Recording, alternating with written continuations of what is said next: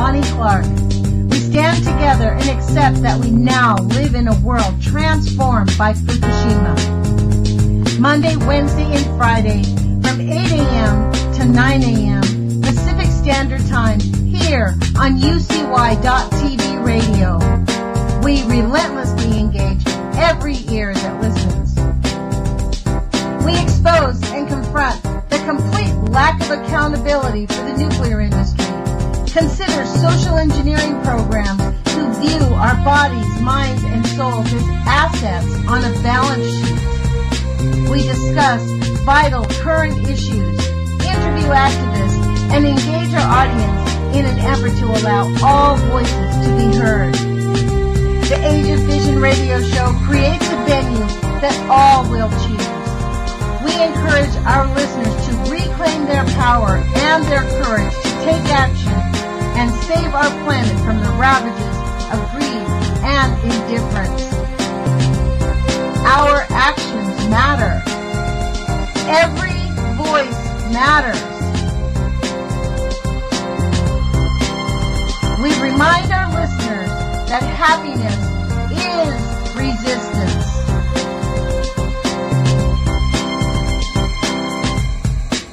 Love is greater than fear.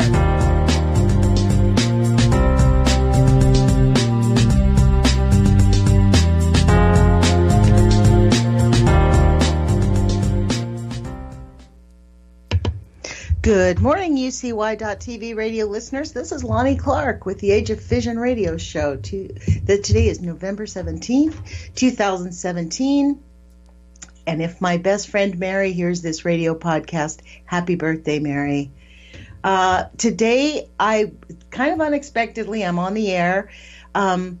We kind of are changing up our schedule a little bit, as our listeners know. Barry Prince is going to co-host with us when he can, and I'm going to come back on Fridays. So the schedule probably will change next term because Jerome Hebert, the sane environmentalist, who is doing an awesome job, by the way, is willing to change schedules with me when my school schedule changes. So thank you, and thank you, audience, for bearing with us on these schedule changes. But, you know, I have two really good co-hosts that are awesome and bring really great things to this show. So I'm certain that you appreciate listening to two other people besides myself. So today I'm going to talk to you, though, a little bit about Hanford.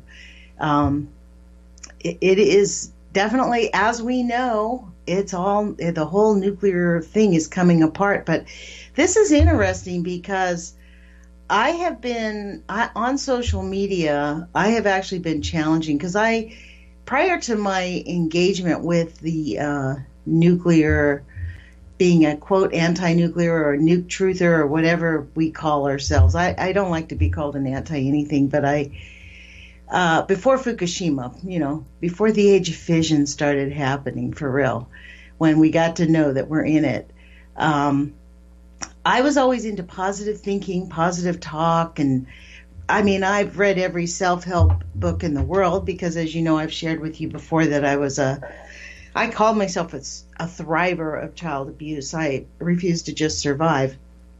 So this whole thing about getting engaged, I understand why people that don't pay attention to this don't pay attention, because they just can't. They don't want to. They've been trained. It's called the nuclear taboo. Jerome explained a little bit of it. I came up with this idea. I invited him on my YouTube channel to talk about it because the reason I find it shocking that people who are working in the nuclear industry and probably in other technical industries who discover that procedures aren't being followed, things aren't working right, corners are being cut, that they're considered whistleblowers instead of safety people. Instead of getting a bonus, they get demoted. Now, we're talking about the most contaminated toxic material on the planet, and people are being admonished for doing the right thing. If that is an upside down land, I have no idea what is. And that is really what I want to do. Like, The reason that I come on this radio show is to get activists and people who are actually doing the work, who have been knowing about this for a long, long time, to actually, be able to do something about it. Their voices are not being heard. So on this radio show, like Jerome's interview with Donna Gilmore yesterday knocked it out of the park. He's very thoughtful. By the way, Jerome, if you're out there, if anybody wants to call in and chat with me during this hour, I jumped on last minute, and I am going to be talking about some articles I found on Hanford, but which I will definitely get through. But if you want to give us a call, it's 718-717-8106. I believe that's my number. So you can give us a call, and you can come on with me, and we can talk about the nuclear taboo, because the nuclear taboo is a very big issue. Just try going to your doctor and saying, hey, I think I've got something caused by Fukushima, or I guess, look at this plant I got. Do you think it's safe for me to eat? It's got a flower growing out of a flower. And they're like, don't be crazy. Of course it's good to eat. Vegetables are going to be fine. And then you get the vegetable, and the vegetable grows sideways. You get like a big nose growing out of a bell pepper or something like that. We've seen those photos.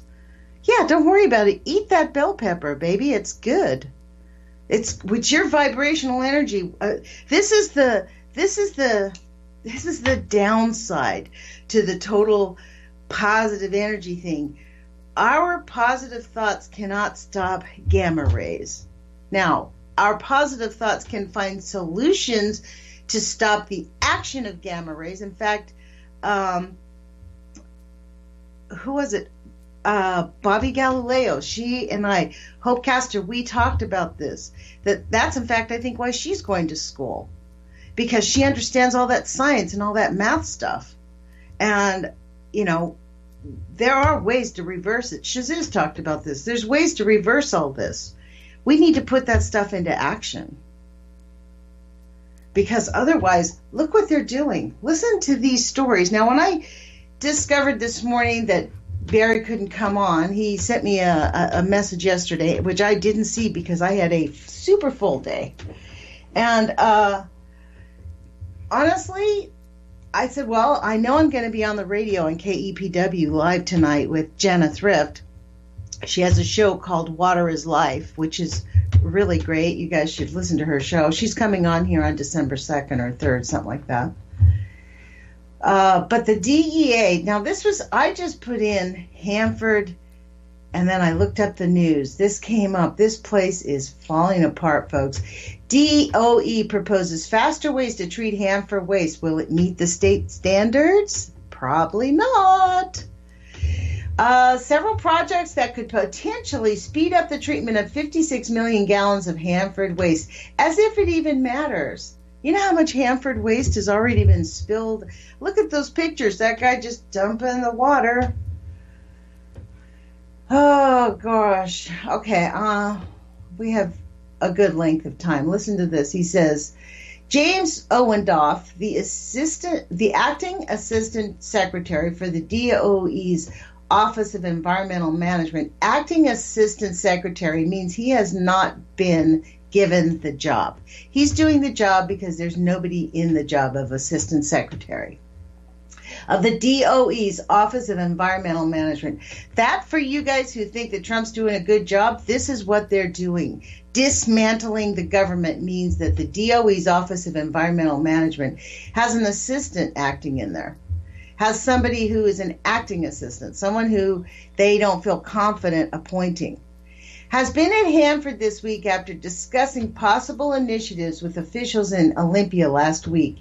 He discussed, you know why they're probably not doing it? Money. Because the acting assistant secretary, I bet, pays less money. He discussed the initiatives in August with Alex Smith, manager of Ecology's nuclear waste program, which is a Hanford regulator. The discussions last week were elevated to Mia Bellone, Ecology's director. Ecology is the Department of Ecology in Washington, folks. Nothing was decided at the meeting, but Randy Bradford spoke for the nuclear waste program.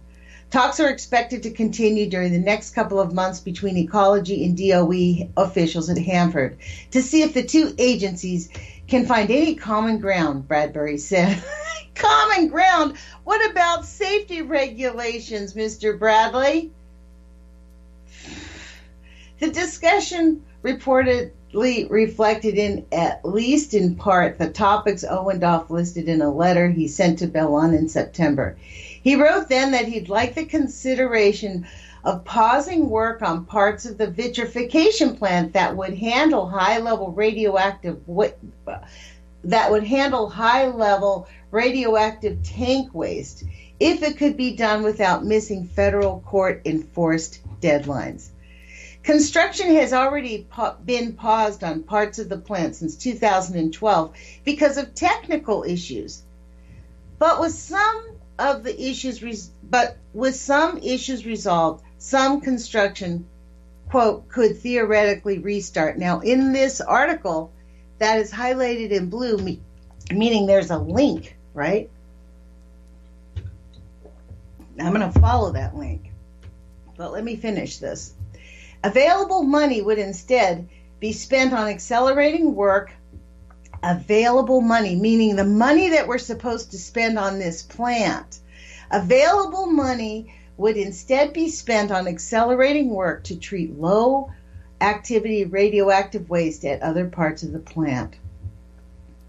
DOE faces a court-ordered deadline for starting treating low-activity waste by 2023 and high-level waste by 2036. High-level waste has a later deadline, 2036. They have to start treating it. This infuriates me, folks, to read this. Owendoff's interest in treating some of the 56 million gallons held in underground waste and shipping it to the Waste Isolation Pilot Plant in New Mexico, a national repository for DOE weapons complex waste contaminated with certain levels of plutonium or other radionuclides classified as transuranic. And you need to listen to Jerome Aber discuss what all that means. He explains this in his videos, and he puts it in a way that like me, but I still do. I have that retention of this? No, which is why we need videos and people doing work out here. So, as Donna Gilmore says, it can't just be the ones on the radio that you hear. It has to be everybody else out there figuring it out and sharing the information with each other to keep repeating it for the minds like mine who just don't have that retention of science stuff. I get it on a visceral level. I understand it spiritually and physically, but you want me to spew out the details again? Can't do it. Back to this. The proposal would depend in part on the waste being eligible for disposal at the repository. The repository does not now accept Hanford tank waste. Although Owendoff does not give specifics in his letter, DOE have said that waste stored in 11 of Hanford's 149 single-shell waste storage tanks could be considered transuranic. Oh my gosh. They have 149 single-shell waste storage tanks. If Donna Gilmore had not explained what that meant, I don't think I would really, that would be that's shocking. Most of the waste has been sent to the New Mexico repository from Hanford is debris and old equipment contaminated with plutonium. Oh, in addition, a Government Accountability Office report in May said that 4 million gallons of waste in 11 tanks could be treated in ways that would cost less than vitrification if New Mexico would allow the waste to be sent to the Waste Isolation Pilot Plant.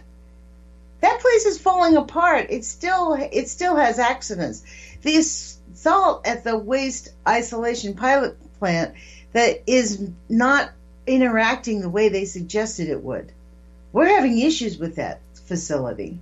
Owendoff also has proposed the possibility of using a technology at Hanford that is now being developed at DOE's Savannah River, South Carolina site. They are just destroying our entire country with radioactivity. The tank closure and cesium removal technology is being developed to pre-treat waste at the tanks rather than at a central facility using an ion exchange method. The tank closure and cesium technology would remove cesium from liquid waste to prepare it for treatment. Sounds good in theory, right?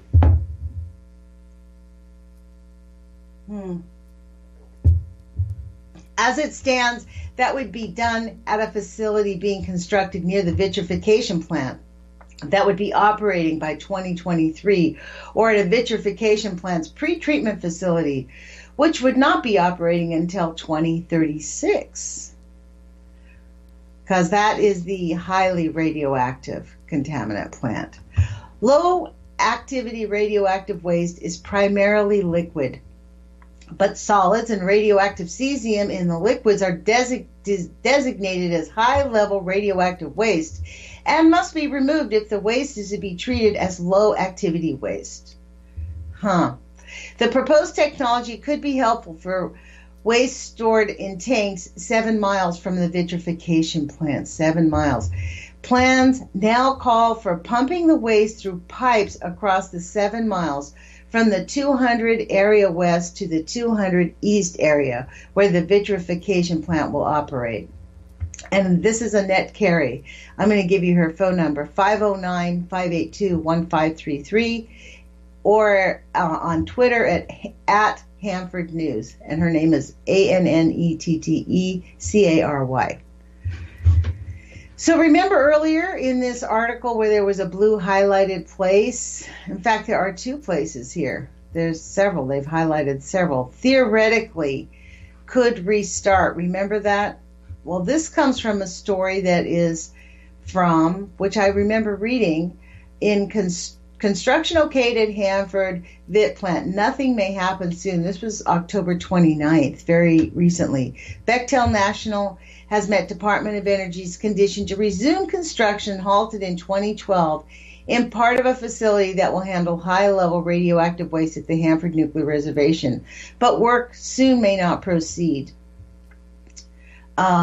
This was them. They had to stop because they were having safety issues. There was scaffolding and things like that.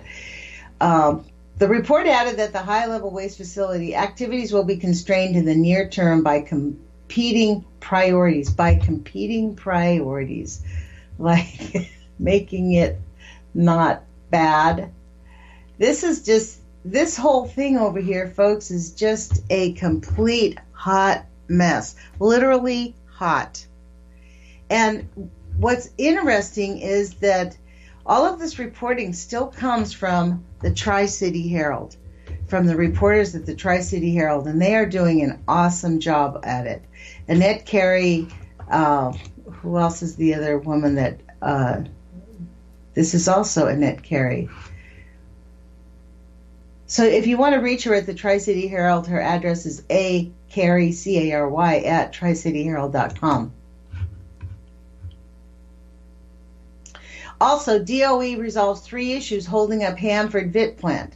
So this is what's holding it up. This is the Donald Trump era of no regulations. This is what we're getting, folks.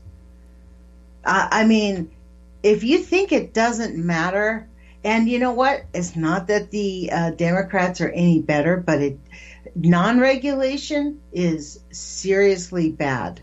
And when we're talking radioactive contamination, we're talking about like basically what Japan's done. This is something that I'm going to kind of go off on a tangent, as if you're not surprised with that. We are the first generation of people, my generation. All the stuff about the baby boomers were the first generation to have a really great life, and we had it easy and things were good. But you know what? We were the first generation to ever be experimented on in massive levels with radioactivity. Seriously.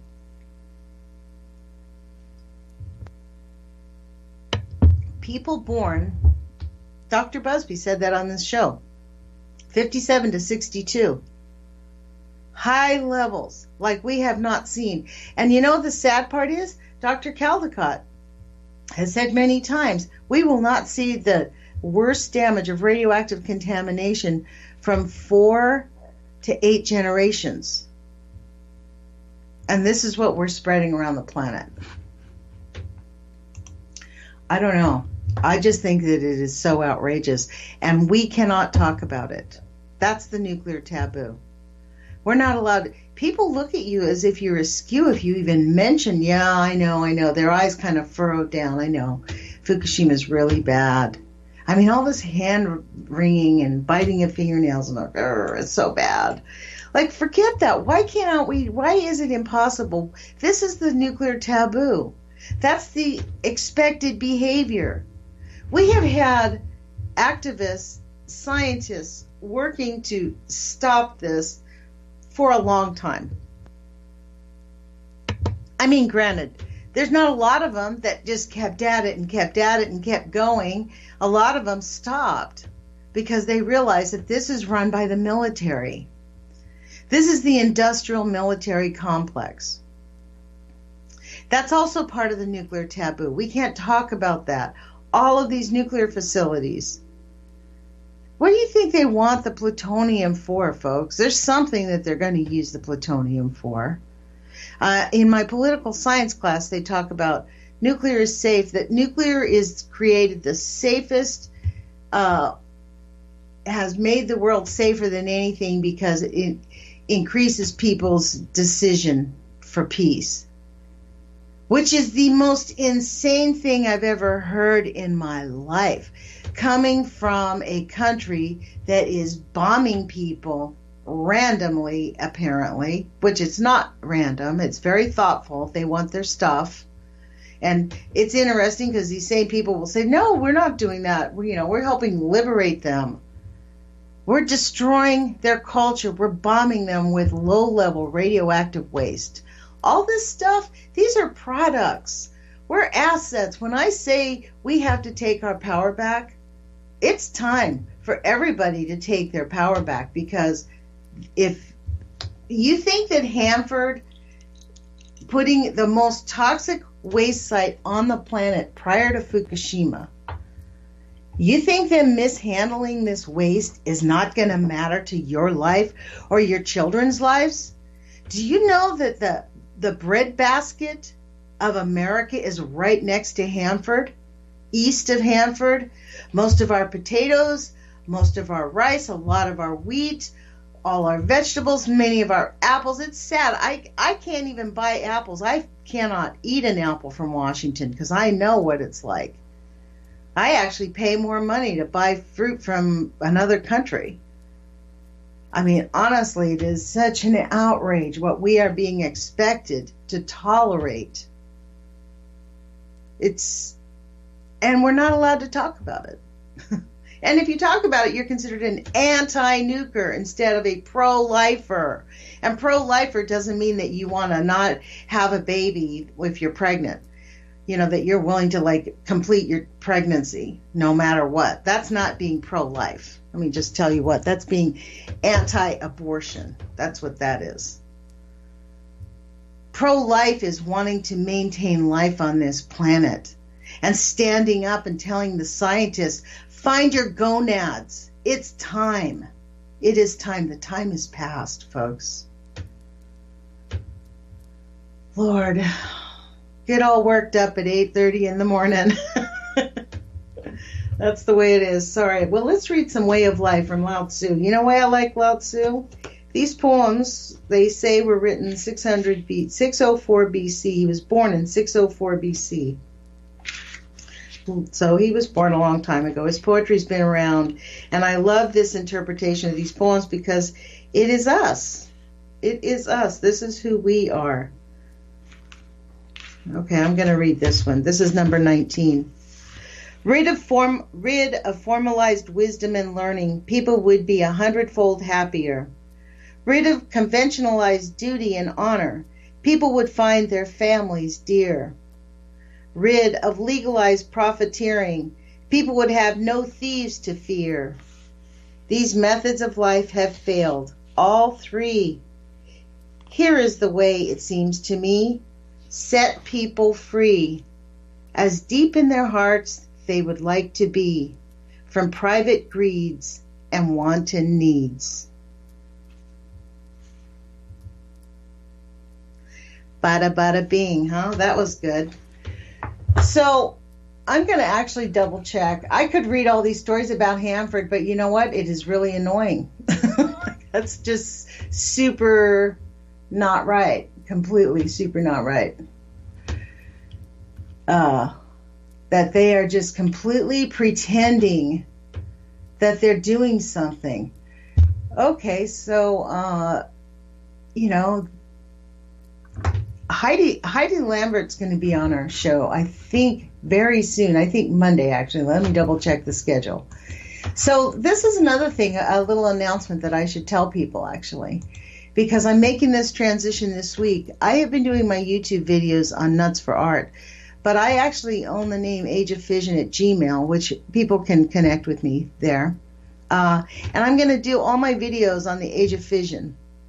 And because I'm going to start promoting the station and this channel and this show, because it's time for the nuclear taboo to become broken and for us to embrace living and enjoy life and still talk about, like, we really have to demand solutions. And this is what I've learned. We need 3.5% of the population to change the culture. You don't even need 10%. They've done studies on this. It's all super scientific. It's like so bizarre, but it's verifiable. Let's put it to you that way. I don't know if that's true. It's verifiable. 3.5% to change a culture and change an attitude. So far, we have been living with 60 years of the Stepford Wives, essentially, which is the Manhattan Project. We can't talk about it. Let's say everybody's happy, happy, happy, joy, joy. And that's where we've stayed, and that's where we've gone.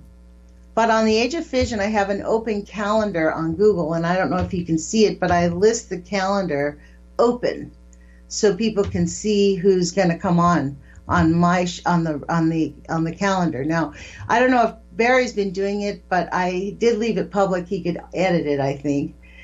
Heidi Lambert's coming on Monday, so that's perfect timing. She can talk to us about this, because Heidi's position about Hanford is that this is just standard procedure, that these things happen all the time. And as we've seen, look at how they talk about it. Well, they have other priorities, like making sure it's safe. There's actually a story behind that I followed up on. That was from February 10th, 2017. That one, DOE resolves 3 issues holding up Hanford Vit plant. So they resolved it, but then they found construction problems in that. And that was in October. So then they stopped. And now what they're doing is they're saying, yeah, we know we have these problems, but let's don't do that. Let's go do this. Let's start building this pipeline to go. We'll make a pipeline to go there. I mean, this is so outrageous. This is beyond comprehension that anybody who works for these corporations would be willing to put this stuff down on paper and think that it's going to be safe. Like when I saw Catherine Higley and what's his name? Jose Rios. Jose Rios is the president of the company. He graduated from the University of Oregon. The next year, Barack Obama was handing him a $12 million check to oversee the new scale, these new ideas of burying them in the ground and leaving the waste there, and then we build them up, and they're still a gigantic facility, completely untested. It's all on paper. They have no idea what they're really. This is why not a single power facility is a duplicate. There is no single duplicate. For them to come up with these 12 little units that say they're going to make them all exactly alike, and we're finally got the cookie cutter down. That's why they're doing it small scale, so that they can deal with the issues as they come up. You should have heard his testimony. He did answer these questions. It's up there on the Salem website, on their archives. We're being experimented on. And we have been since the nuclear industry dropped those bombs. That's when they started the human experimentation on a large scale, when Hiroshima and Nagasaki happened. There's a great old documentary, I don't know if anybody can find it, but it's called Half-Life. I think it was put out by Braveheart Films in Australia. And I remember the name because it was an odd name, but it was like a 70s film. And this guy got all these little clips from the actual bombing that the Navy took. This thing was done in like the 70s. And he put together, and you can see the eyes of those lunatics, those generals that were making these decisions, the bloodthirst in their eyes. It was frightening, actually. But the total disregard for life and considering these, they consider this like, okay, so people are going to die, yes. On the NRC website right now, it says that's part of its standards. The no threshold level accepts the idea that for every 2 rads of radiation in the air, we are going to get 32,000 extra cancers and leukemias every year, and over 200,000 birth defects every year. That's what we've accepted. That's part of the nuclear taboo, folks. Accepting that as a nuclear taboo, we can't complain about that. They're going to say, well, there's really nothing we can do about it, which is the absolute truth. Just like those tanks down at that are leaking at San Onofre and every other place that's leaking. They can't move those tanks. They don't know how to move that. They don't know what they're doing with the waste. What do you think these guys want to do? They want to build a pipeline? I mean, is that what they're saying here? Possible initiatives with officials in Olympia last week. This is just so outrageous. If we could they could speed it up.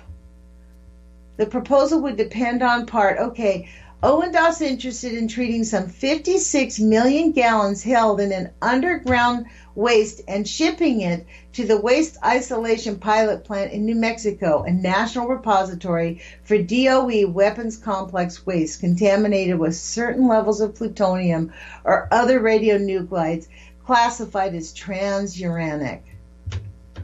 So here's that word 2 times it's come up, and I still don't 100% understand it, so I'm going to type it in, transuranic. If anybody wants to call in, you can, 718-717-8106. Transuranic, this is the quick definition that the Googles gave me, an element having a higher atomic number than uranium-92. That means extremely dangerous, folks. Yow. That means that's going to kill you. That is transuranic. Wow. I do not know how these people can actually think about this. The repository does not now accept Hanford's tank waste. So right now, the Waste Isolation Pilot Plant does not take Hanford waste. Wow. Although Owendorf does not give specifics in his letter, DOE officials have said waste stored in 11 of Hanford's 149 single shell storage tanks could be considered transuranic. They have single shell storage tanks. And you know what? I wonder when they were put in. I wonder if they're at that point where they're just about to leak, so they need to bury it underground because they have to have 20 years. At 20 years, they'll start leaking, or maybe they are. Wow. They're each 300,000 tons, each one. And they're going to transfer this? This is why they want to build a pipeline. Oh my gosh. In addition, Government Accountability Office, I'm going to read this again so it sinks in what they're really trying to do, said that 4 million gallons of waste in 11 tanks could be treated in ways that cost less than vitrification if New Mexico would allow the waste to be sent to the isolation pilot plant. Let's open up that link. They're giving us a link. Owendahl, also, this guy Owendahl, man, he's like a little devil, isn't he? Listen to this. Owendahl has proposed the possibility of using a technology at Hanford that is now being developed at DOE's Savannah River, South Carolina site. The tank closure and cesium removal technology is being developed to pre-treat waste at the tanks rather than at a central facility using an ion exchange method. Wow. Okay, where did this watchdog? Here we go. Watchdog groups oppose sending Hanford waste to New Mexico. This was written March 27th, 2013. Wow. By Annette Carey in 2013. I bet you Annette Carey and her, what's her name? Susanna Frame at the Tri-City Herald. I bet you those two women know a whole lot more than what they could write down. Bet you 2-1 they do. I do have to say that this is infuriating, and especially since I have recently really come to coin this phrase, the nuclear taboo, because the more we think about the nuclear taboo, it really is like the Stepford Wives, you know. I don't know. I make this assumption everybody's seen the movie The Stepford Wives, but if you have not seen it, it's like an old 70s or 80s movies about a town where all the women are exactly the same. It's like this creepy science fiction movie, but not really. I don't know.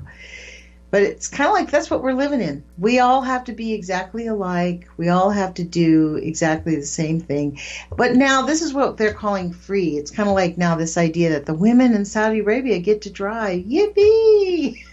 They're still chopping people's heads off for being alone with a guy. So, no, that's not freedom. Driving a car is not freedom. And neither is allowing the DOE and Rick Perry to just throw this nuclear waste anywhere they want in our country and just poison us at such a high level that we will not have people on this planet in 4 generations. I mean, Guy McPherson says that's what's going to happen. He believes that is like where the projections are going. I don't know if I believe that because I'm the eternal optimist. I think that there's probably a last chance that we can do. So I'm going to go back to the stories. And let me go and check. And by the way, you guys, if you guys do want to hear Barry Prince, I know he's on American Freedom Radio. And I think he has a show called The Big Puzzle. So I think he's there all the time if you want to check him out. And he'll be back on. I don't know when he'll be able to come back on. But when he can come back on, he'll call me and then he'll be on. And then so there's not going to really be a schedule to when Barry can come on. It's going to be at his. I'm just grateful that he likes to be on air, and he's a great addition to UCY TV. So, anyways, I'm going to check out some nuclear alerts because those are always very interesting, aren't they? The nuclear alerts to see what they're going to tell us, and it'll be like what. NRC notification reports. That's what they're called. Current event reports for November 17th. And here we are. Canvas, Department of Health, Evergreen Packing. It's a non-emergency. Doesn't that make you feel good? Malfunctioning shutter on density gauge. This is kind of their standard. Someone told me that they break really easily. Material was stolen. They say that's also not an emergency. Material stolen, not recovered. Ohio Bureau of Radiation Protection. Now there's a joke for you folks. Ohio Bureau of Radiation Protection. The licensee is not specified. And radioactive material was stolen and not recovered. That's totally funny. Okay, a local health district employee had a Niton XLP300 XFR with 50 micro SCI microcuries, I think that means, of cadmium-109 stolen overnight on Saturday, September 2. It was in the car in their garage and someone came and took it. The employee had worked late at a job site that day and brought the gauge home instead of returning it to the office. Employee's garage door did not close for some reason that night, and they were unaware that it was open when they went to bed. There were several other cars broken into that night in employee's neighborhood. A report was filed with local police department. Device has not yet been recovered. Radioactive source material, sealed source, radionuclide, cadmium-109, activity 50 microcuries, device name. Okay, this is, I can give you this, X-ray fluorescence, XRF, model number Niton XLP 300, manufacturer Thermo Scientific Analytical, serial number 98149, in case you guys happen to see it somewhere. But that is kind of funny. I'm sorry, but Ohio Bureau of Radiation Protection, they had material stolen and it's not recovered. And they're not telling us who the licensee was because that's who they're protecting. Oh my gosh, this is the crazy land we live in, you guys. Another lost uranium source. Who did this? Nevada Division of Rad Health, University of Nevada, Las Vegas. Has it been recovered? When did this happen? When was it reported? The event happened on 11/7. Notification date was 11/8. And it's coming out now. Today, this is the first time they're reporting it. This is not an old, there's no amendment to it. Wow. Okay, so let's read what this says. The radiation safety officer from the University of Nevada, Las Vegas, phoned to report a missing lost source of 3 microcuries of uranium-235, 90% enriched, 1.4 grams, formed metallic, non-dispersible. The source package was received and surveyed on 10/30/2017. Surface surface 90 microrads per hour and 11 microrads per hour at 1 meter. 90 microrads per hour and 11 microrads per hour at 1 meter. The source was then delivered to the office of the professor who ordered the source, where it sat to be taken into a research area. The package was placed under a desk next to a trash can. And a cycle can in the professor's office. The professor forgot about the package and then never delivered it to the research area, but saw the source on November 3rd under the desk, then failed to deliver it to the source once again, and the source was left over the weekend. On Monday, November 6th, when the professor remembered the source was gone. For real, folks.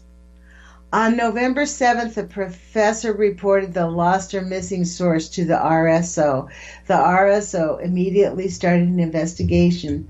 The garbage in the professor's office was collected on Monday evening, November 6th. The dumpster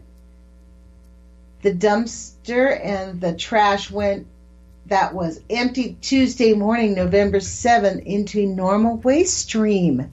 The RSL looked through all the dumpsters but was unable to find the package. Because of the low activity of the source in it was probably not detected at the landfill. Wow. The RSO is mailing a preliminary report ASAP. This is an ongoing investigation. And I wonder if this professor is going to keep his job.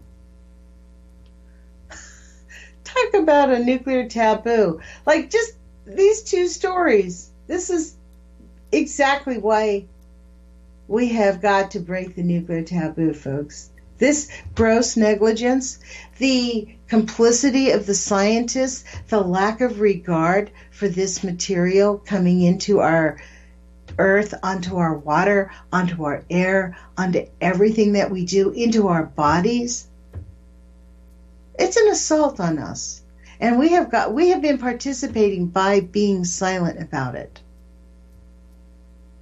and not knowing and not even thinking about it. I mean, I have to say in 2014, Louisa Hamachek begged me to go see Dr. Helen Caldicott on April 15th. And I'm like, I can't, because I had work. But I did watch Helen Caldicott's. I mean, I've heard of her, and I had already heard of her, but honestly, I really had no idea how serious Hanford was in 2015. And this was after I found out about Fukushima. I mean, I knew Fukushima was really bad, but when I didn't, I mean, my knowledge of this, or maybe it was 2012 when she was here. I beg your pardon. Dr. Caldicott was here in 2012, because I had not been on the radio at that time. So, but I remember thinking that I knew it was serious and I knew it was really bad, like a lot of people do. This is part of the nuclear taboo, is we know it's really bad. And we know that, like, we're thinking that the DOE is, man, they're doing the best that they can. They're trying really hard. They're doing as much as they can, but no, they're not. They're selling all of our stuff to private contractors who are grotesquely negligent. The few people at the top make billions, like seriously multi-millionaire people. I mean, Jose Ruiz graduated with his PhD and was given a check for $12 million to start these facilities, these NuScale facilities. We don't even know if they're going to work. We're investing $12 million. We're investing millions and millions of dollars in this stuff. What for? We need to shut them down, find solutions, stop the bleeding, put real money into figuring out how to deal with this waste. That's what we want. We want them to, like, be serious about this. Just stop. Like, no, we need to stop the military budget. If this is really part of the military budget. And we need to, like, get real about what this really is. These are serious issues. This professor, just lost some uranium. That's just the way it is. God, I just forgot about it. It was under my desk. Don't worry about it. It's a small amount. It's only a little tiny package, 1.4 grams. Little tiny. Don't worry. Uranium-235. Right. Some little kid puts that in their mouth and like, oh, we'll hear about it on TV. The child swallowed some uranium that their father brought home and thought it was a toy. Like, for real. And then everybody in the hospital gets contaminated. Anyone getting near that kid gets contaminated. It's like so ridiculous. Okay, let's move on. We got about 10 minutes left. Louisiana Radiation Protection Division. Fugro Consultants, Inc., non-emergency, that's good. Damaged moisture gauge, this is what we hear them all the time. Incident happened on the job site. How did it get damaged? It doesn't tell us. At least it didn't get run over. Oh, here we go. Cooper Power Reactor in Nebraska. Offsite notification. Lost communication. ASMT response. Let's see. It's 100% operable, whatever it was. Loss of public prompt notification capability. So they were testing something. See. At midnight last night, 0008 CST 1116 Cooper Nuclear Station was notified by the Omaha weather that NOAA broadcast in the Schumer radio tower in this area is off. This affects the alert tone radio used to notify the public event in an emergency condition. This is considered to be a major loss of public prompt notification capability and is reportable. I can't believe they don't have something else other than that. The NOAA broadcast in the Schubert radio tower for this area, that's it? The transmission outage actually began at 2007, 11:15, but CSM was not notified until 0008 on 11:16. So it started right before midnight at 2007. Wow.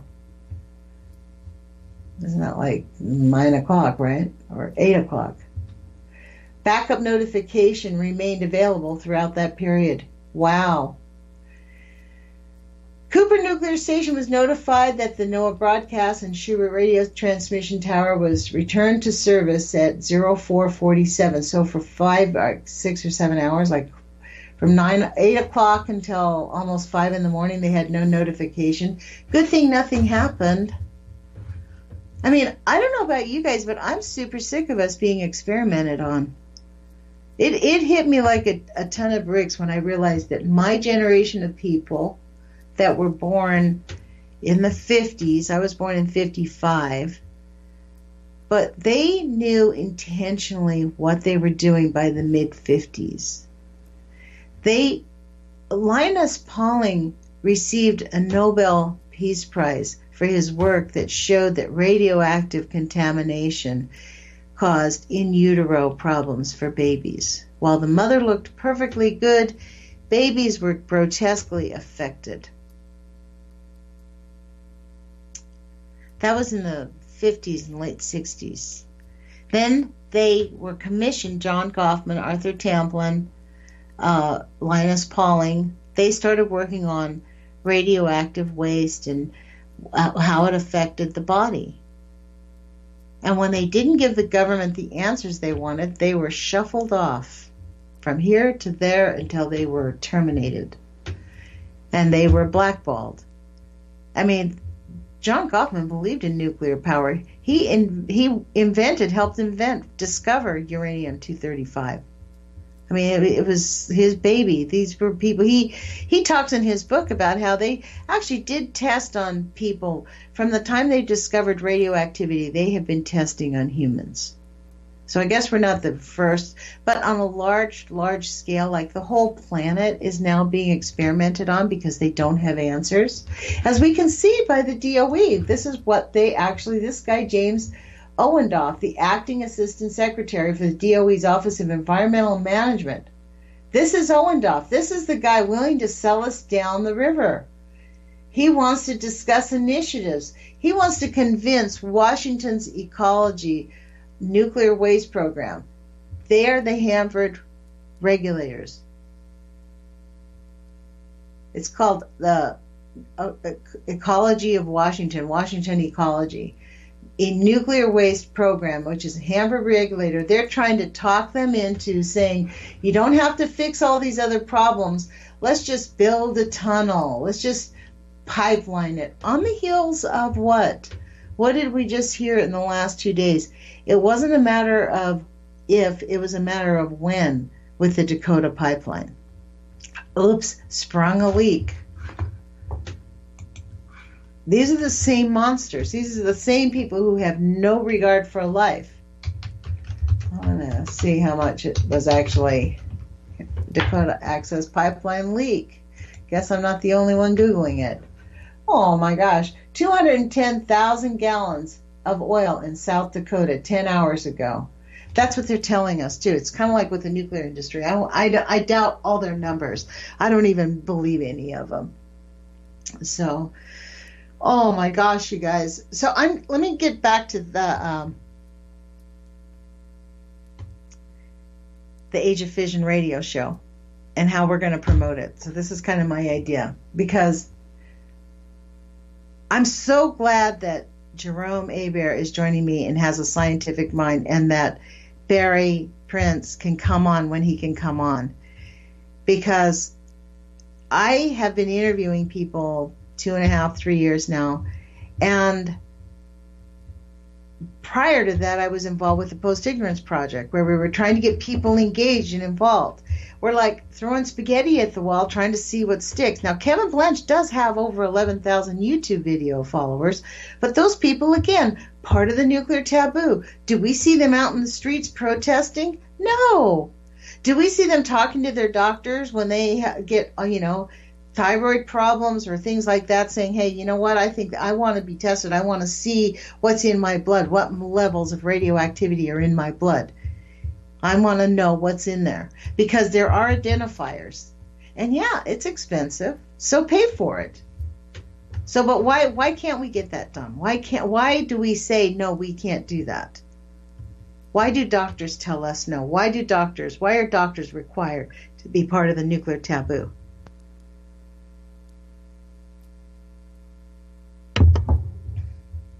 The thing is with the Dakota Access Pipeline, you can see the oil. They can't really lie about it. It's there. And it immediately kills. It's an immediate killer, unlike nuclear. Nuclear is not an immediate killer. It can be if you get close enough to highly radioactive contamination. Like those guys that were using that dump truck to pour the radioactive waste just in the ground. They, was it Susanna Frame who caught that? Remember about 3 weeks ago where there was a big video kind of viral. It even was on like mainstream news where these guys from the Tri-Cities they were supposed to be moving this waste and pouring it in a different spot, and they were just leaking it. It was leaking off. The back end of their truck didn't have, it wasn't poured out, but they were literally dumping the excess water off. They had filled it up and was dumping the excess water. So, let me see if I can find that story again. Hanford waste being poured out. And then we just write the date. That should usually get us in there. The Googles is interesting when you tell the algorithms what you want to hear. So it doesn't give it to us. That story has been collapsed. Oh, wow.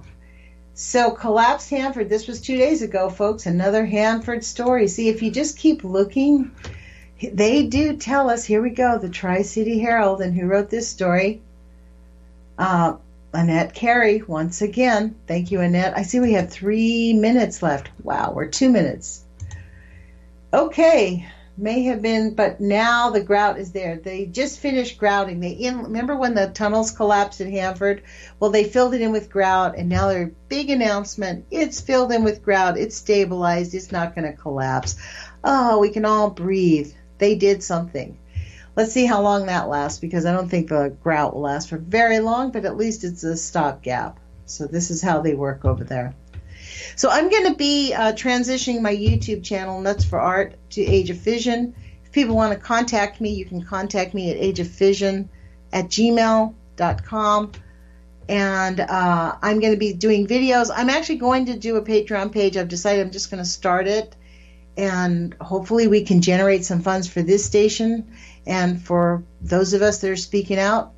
Because it would be awesome if we could get like lots of people out there doing their best to give our elected officials the real facts, because they have been led nothing but lies. As Donna Gilmore says, they really don't know. They have been sorely misinformed, and they're just people like us.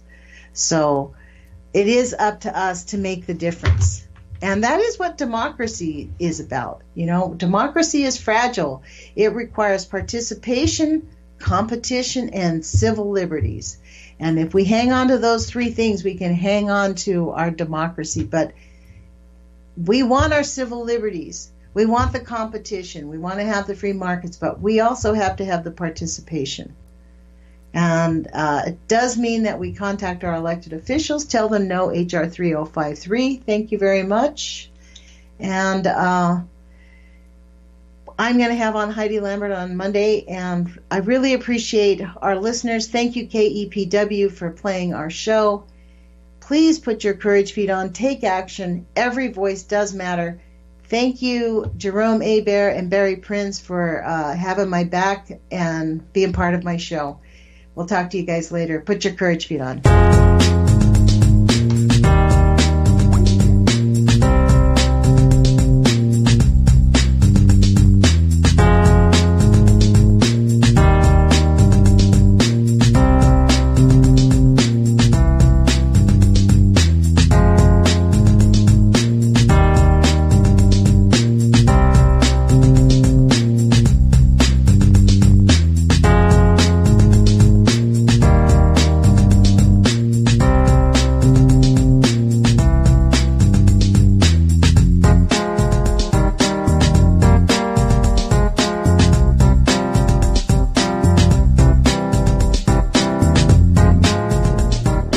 Question everything. Intelligent Radio.